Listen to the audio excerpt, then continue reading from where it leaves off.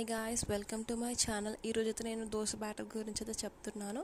ముందుగా నేను ఒక గ్లాస్ మినపప్పుకి 4 గ్లాసుల బియ్యం అయితే వేసుకున్నాను. దాంట్లో నేను నానబెట్టుకునేటప్పుడే కొన్ని మెంతులు అనేవి వేసుకుంటాను.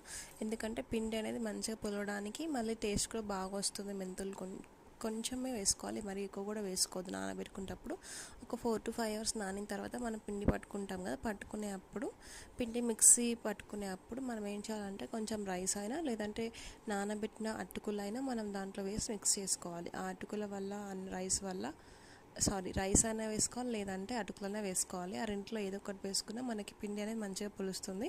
సో మనకు పులుస్తుందా లేదా అనేది మనకి దోశ వేసేటప్పుడు ఇట్లా మనకి బబుల్స్ అనేవి వస్తాయి కదా, ఆ బబుల్స్ వల్ల మనకి తెలుస్తుంది. బబుల్స్ అనేవి వచ్చి దోశ వేసాక రంగు కూడా మనకి బాగా తెలుస్తుంది.